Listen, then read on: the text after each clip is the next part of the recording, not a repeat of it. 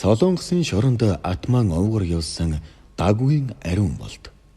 Айл 1998 онд Солонгос улсыг зориулсан дэ ариун болд гэх залуу Солонгосын шоронд 8 жилийн хорих ял идлээд их орондоо иржээ. Ингээд тэрнтэй Солонгосын шоронд Монгол ирэх хүн ямар хөө байсан талаар сонирхлоо. Бичлэг үзэж байгаа та бүхэндээ энэ өдрийн мэндийг хүргэе. Та бүхэндээ эхний бичлэгээр уулзаж байгаа таатай байна. Та бүхэн маань бичлэгээ үзэхдээ YouTube сувагдраа subscribe хийж мөн лайкан заавал дараад үзээрэй. Баярлалаа. Ингээд бүгдээрээ бичлэг рүүгээ орцгоё. Ямар хэрэгээр харин шоронд 12 жил суусан бэ? Би 2001 оноос хойш Солонгосын Кемпо 2 буюу Нэсхийн дүүрэгт модны үйлдвэрт бүтэн 2 жил ажилласан. Анх 2 Иран, нэг Монгол залуутай дөрвөлээ байшинда эвтэй найртай амьдардаг байлаа. Тусдаа 0 гал тогоотой их тохилог байр байснаас гадна цалин мөнгөний хувьд ч сайн. 2 жилийн дараа Мухаммед Хусейн 2 маань нутаг буцаж оронд нь 2 Вьетнам манай байранд нүүж ирлээ. Энд нэг юм хэлэхэд Иран, Пакистанууд жинхэнэ мужикууд байдаг.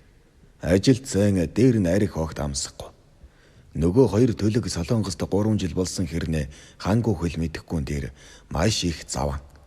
Ажилд бол ястаа 0 нөхдүүд байлаа.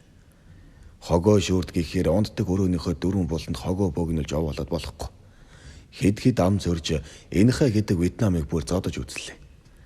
Гэхдээ Ясимэн дээр Вьетнамчууд чинь хужаануудаас илүү муу санаатай новшнууд юм билээ. Улс тунхагласны баяраараа Кемпогийн төв Чингарья орж монголчуудтай балгадаг шим уучхад хэдэн шилбий бариад гэртээ ирсэн. Шүн сэрээд шилтэй шар арга залгилтэл энэхэ миний шар аргийг уучхад дотор нь шээж гисэн байдаг байгаа.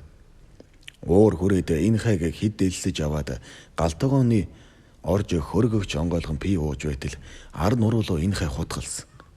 Миний уур хүрээд энэхэг боожгсан чинь түнхэн цаашаа ороод газар дээр өгчихсэн. Тэгээд нөгөө Вьетнам нь цагдаа дуудаж би Кемпогийн цагдаагийн хилцс дээр ирдэг байгаа. Эхлээд нарны эмнэлэгт эмчлүүлж байх хоорондоо батлан даалтанд гарсан. Дараа нь Солонгосын мөрдөнд 3 сар суулаад. Харин нутгийн мөрдөн хэцүү юм уу? Их ядарв. Урд нь би Монголд 9-р зүйлийн нэг буюу бусдад санаатайгаар хүнд гэмтэл учруулсан зүйл ангаар дардын чанга амгалангийн жирийн шоронд 4 жилийн ял идэж байсан болохоор надад сэтгэл зүйн асар их дуршлаг байсан. Аргэрээ санаж ихнэр хүүхдээ бодохоор жаахан гол харлаж даралт ихсдэг байлаа. Ингээд шүүхээр орж Солонгосын эрүүгийн хуулийн зөвлөнг болох аргагүй хамгаалалт хэтрүүлсэн хэмээн 10 жилийн хорих ял авсан. Хэрвээ энэхэ намайг худалаагүй бол би доо тал нь 20 жилийн ял авах байсан юм билээ. Солонгосын шоронгийн тухай хуучлаж өнөөдөр өмнөд Солонгос улсад 45 сая гаруй хүн амь оршин суудаг. Статистикийн мэдээгээр 100 хүн дутмын нэг нь энэ улсад эрхийг асуулан торны цаан суудаг. Ингэж бодохоор жаахан шоронжсан улс юм уу да? Солонгост Тэжон хотын Тэжон шорон болон Кэндигод байрлах Аньян шорон нь хамгийн том. Би Тэжон чангийн шоронд 8 жил 3 сар яс суусан. Солонгост хүний амь хөнөөсөн бол ялын дээд хэмжээний цаазаар авах ялыг эрэгтэй эмэгтэй ялгалгүй өгдөг. Авилга хээл хахвал албан тушаалын хэрэг их хатав. Бүх насаар нь хорих ял шууд оноо. Намайг байхад дэд зайд газрын дарганаар авилгын хэрэгээр 20 жилийн ял бүх насаар хоригдох ял аваад ирж байлаа. Хууль нь ерөнхийлөгчөөс аваад гудамжны сөөжүүчийн хүнд тэгшүүлжилдэг сайн талтай. Шоронгийн албан ёсны нэр нь засан хүмүүжүүлэх байгууллага гэсэн нэрийг албан ёсоор хэрэгэлдэг. Манайхны хорихын төлөөлөгч нь хоригдлуудаараа бууны нохой хийлгэн тагнаж дуршуулна гэсэн ойлголт байхгүй. Солонгосын шоронг дарга тэрний орлогч гэсэн 2 хүн л удирдна. Дарга нь шоронгийн хэсгүүдийг ерөнхий асуудлыг удирдах, аюулгүй байдал харуул хамгаалтыг зохицуулдаг бол орлогч нь хангамж, боловсрол, хүмүүжил, эрүүл мэндийн үйлчилгээ, байгууллагын туслах аж ахуйг хариуцдаг. Ваншими цагдаагийн мөрдөнгийн намайг Тэжон шоронд ирэхэд эмнэлгийн үзлэгт оруулсан. Манай хорихын эмч нар шиг нүцгэн бие үүдсэн болоод өнгөрөхгүй. Томографыг, цус, зүрхний бичлэг гээд нарийн үзэж байгаа юм. Дараа нь шоронгийн дүрмийг танилцуулж 3 өдөр ганцааран минь тусгаарлах камерт байлгасан. Солонгосын шорон тэгээд нэгдсэн хоригдлын хувцас өмсөх үү? 2007 он хүртэл хоригдол өөрөө ард хувцас өмсөх үү? Эсвэл шоронгийн дүрмд хувцас өмсөх үү гэдгийг сонгох хэрэгтэй байсан. Харин одоо бол улиралд нэг удаа ирчүүдэд цэнхэр өнгөтэй хосолсон хаки. Эмэгтэйчүүдэд цэнхэр ногоон хослолтой нэгдсэн нэг загварын дүрмд хувцас олгодог. Намайг Тэжон шоронд очиход 3 Филиппин, 1 Вьетнам, 2 Энэтхэг, 1 Азербайджантай цуг нэг камерт оруулсан. Хаяа өөр бусад орны залуучуудтай уулзах үе гарна. Хоорондоо солонгос англиар ярилцдаг байлаа. Хүчингийн хэрэг үйлдсэн Азербайджан эр нэгэнт шоронд хоригдох хувь тавилантай байсан юм бол нутагтаа биш энд шоронд орсон минь аз боллоо гэхэд хулгайн хэрэгээр орсон Энэтхэг залуу шоронд орсон цагаас авахуулаад л аль муугаа үзэж нүд үзүрлэгдэх юм хэмээн ярина. Миний хувьд Ариука гэхээс илүү Чингис хаана гэж дуудана. Миний бие гэж нийл шивээс болохоор надаас жаахан им идэг байлаа. Амжиргаан хэрвээ ойролцоогоор 9 м квадрат талбайд 6-аас 8 хүн хоригдно. Камеруудад ширээ, сандал, орч юу ч байхгүй. Солонгосын уламжлал ёсоор хоригдлууд гудсан дээр унтана. Ганцаараа хоригдож байгаа хүмүүсийн талбайд бүр баг буюу 5 м квадрат байна. Камер болгонд гар угаалтур болон жорлонтой. Өрөөнийх нь тэндээ жорлон угаалтурынхаа дэргэд хооллохоос өөр ямар ч арга байхгүй. Солонгос улсад хоригдож буй хоригдлууд нэг өдөрт хоол хүнсэндээ хэрэг хэмжээний мөнгө зарцуулдгийг харж болно. Солонгос хоригдлууд өдөрт 2110 вон зарцуулдаг бол гадаадын иргэд арай илүү буюу 3210 вон зарцуулна. Ажил хийдэг хоригдол өдөрт 3 удаа хооллохдоо өдөрт 750 г хүнс хэргэлдэг бол ажил хийдэггүй 660 г хүнс хэргэлдэг байлаа. Хоол нь буда, сүмстэй арвай болон эднийгээ дагалдан маш бага хэмжээний мах, загас өгдөг. Гэхдээ эрүүл аж төрөх ёслыг баримталдаг үүднээс цагаан хоолны төрөл болсон солонгос салааднаас 3 төрлийг нэмж авч болно. Харин энэ төрлийн 100 шиг гадаадын хоригдлуудад уламжлалт ёс, шашин шүтлгийг нь харгалзан үзэж хяналтайгаар өгдөг байлаа. Хүнсний ийм борцтой байдаг болохоор турж эзэхгүй тулд шоронгийн хоригдлууд шоронгийн дэлгүүрээс хоол хүнс худалдаж авах хэрэгтэй. Шоронгийн хоригдлууд өөрийнхөө нэрийн дансаар дамжуулж төрөл төрөсөгдөө өдөрт 30,000 воноос илүүгүй, сард 500,000 воноос илүүгүй мөнгийг авах хэрэгтэй. Гэхдээ өдөрт хамгийн дээд тал нь өөрийнхөө хэрэгцээнд зориулж 10,000 вон л зарцуулах хэрэгтэй байдаг.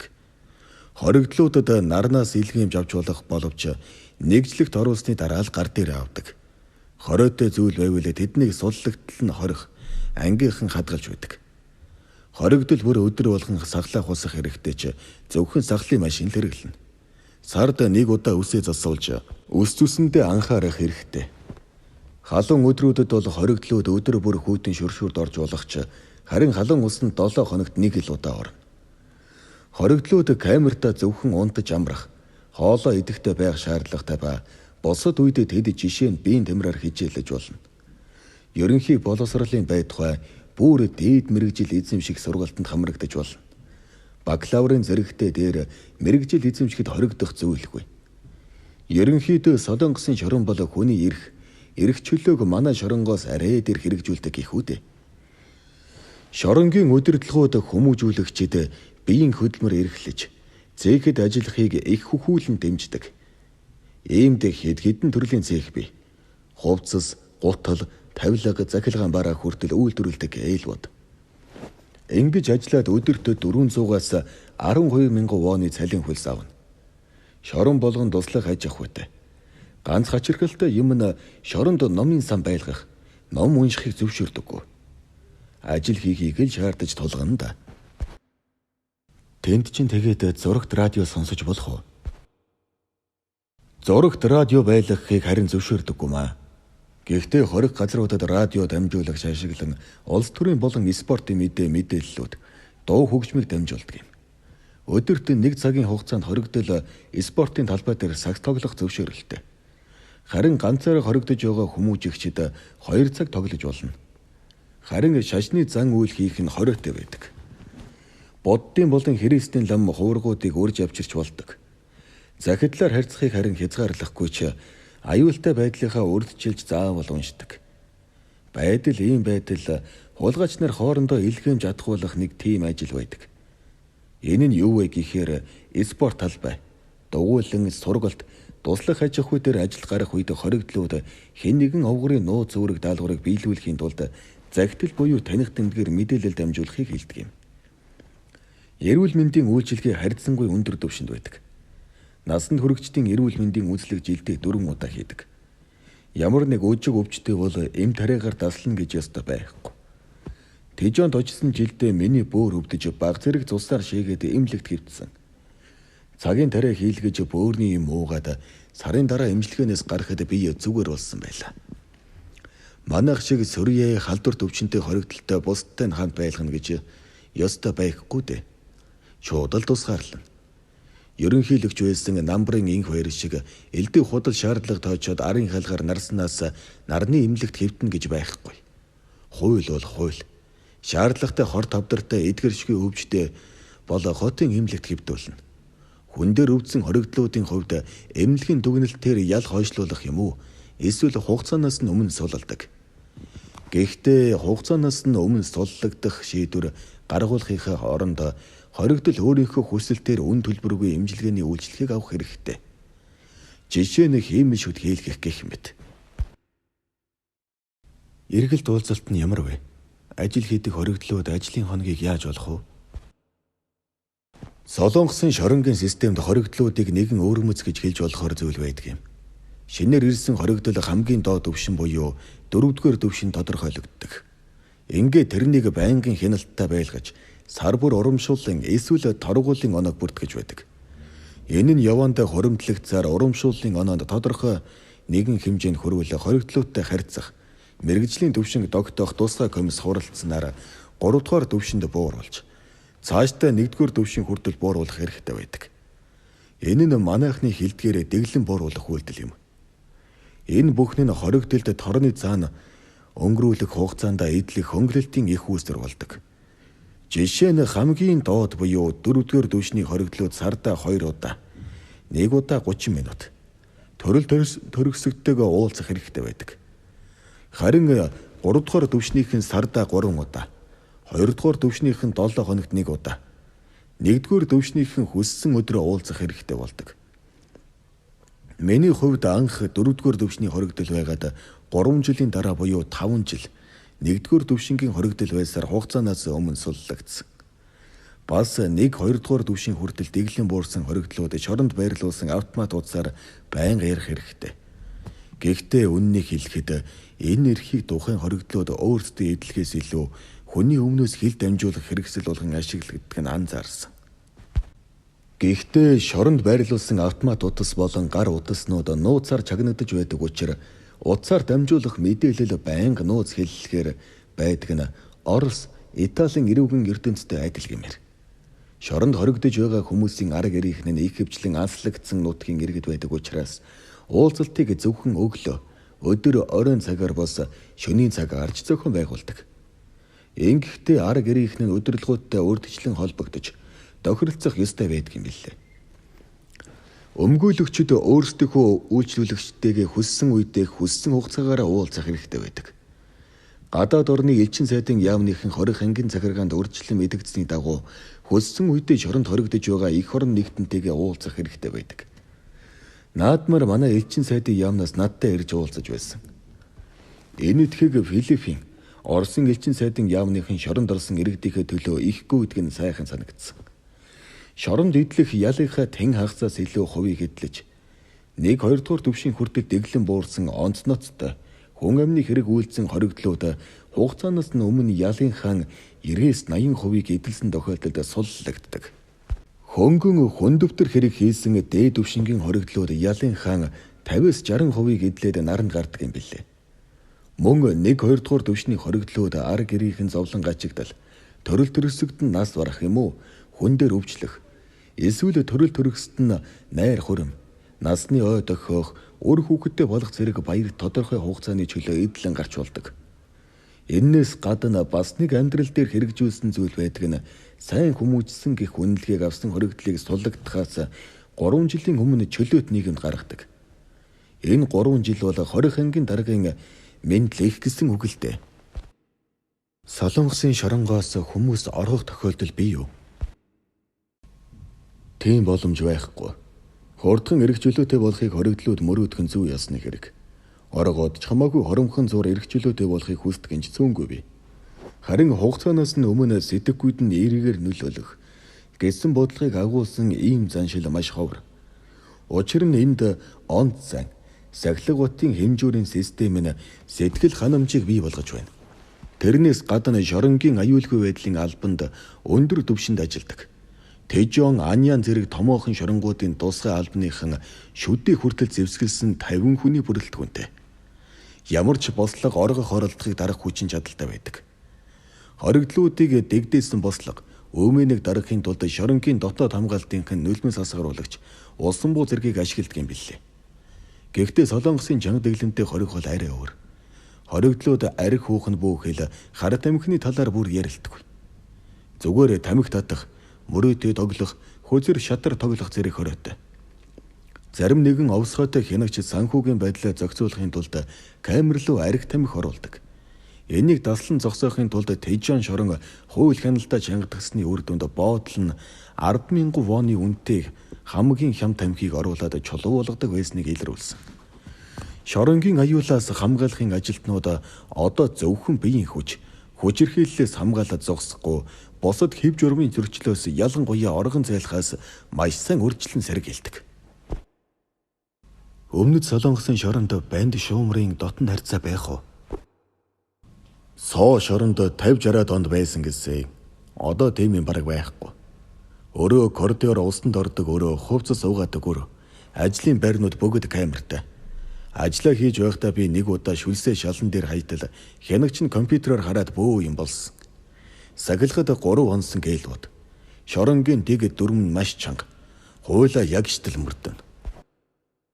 Тэгвэл шоронгийн овгорууд гэж байх уу? Тэжон шоронд олон удаагийн нахур гэмтэрхтнүүд байсан. Харахад андашгүй биеэрээ дүүрэн шивэстэй. Надтай бол гадаад хүн Монгол залуу гэдгээр хүндэтгэлтэй харьцсан. Миний биеийн дээрх шивэсийг хараад чи урд нь шоронд орж байсан тийм үү гэд хүндлэх, харьцахтай айж болгоомжлох маягтай. Хойд Солонгос, Монгол, Оросын шоронг их хэцүү, чанга гэдэг яриа байдаг юм билээ. Камерын залуус хүртэл намайг ахаа гэд хүндлэн.